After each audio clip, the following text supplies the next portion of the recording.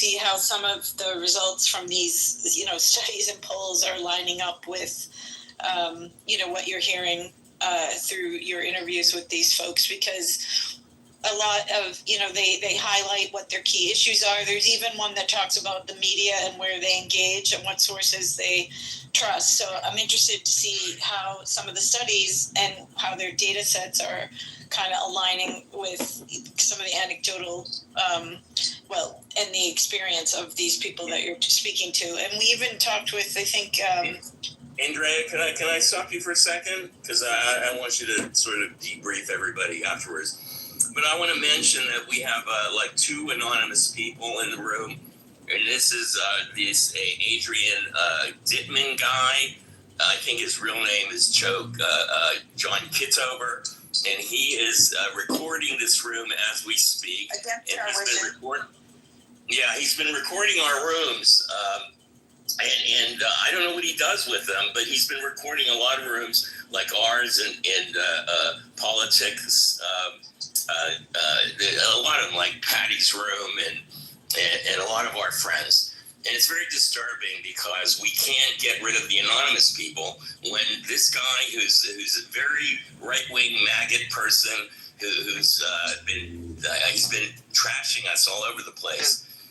It's very difficult here, and we're trying to find, and I know Joe's in the audience, and that's one of the reasons why I'm mentioning this, because we really would love to be able to have some control over our room so we don't have people like this recording the room illegally. And he's broadcasting it on YouTube, which is illegal for that as well. And I hope that we don't have to deal with this. I want to reiterate with Joe. I want to reiterate with Joe on the stage that I do I just want to reiterate while Joe is on the stage. Joe, I hope you're listening to us. Many of us are old school, early adopter Clubhouse people who know what it was. We've seen it evolve. We've been here. We've been part of the journey. We like to think we helped whatever has gone on here, not hindered it. And we do not like this feature. It is, I don't care if they're paying for it. It doesn't make a lot of sense to us. It's an invasion of our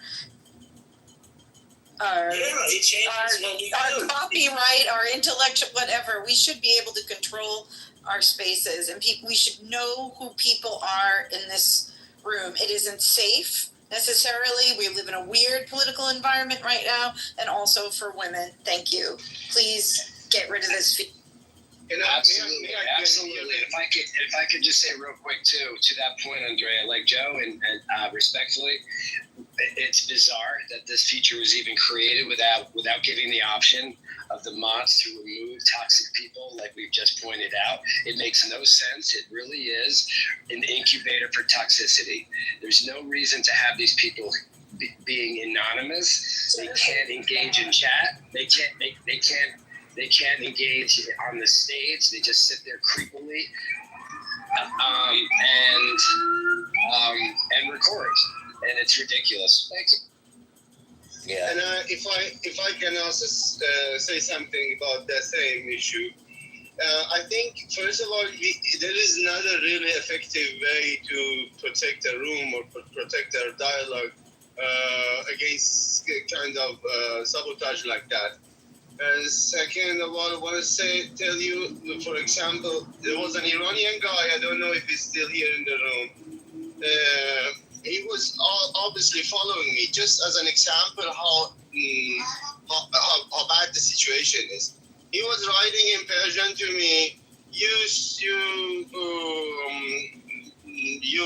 guy with a lot of fears, and so why don't you condemn the killings of Iranians by the Israeli forces? How dare you are, how screw you are, and like bad things. And then later on he was writing me something else.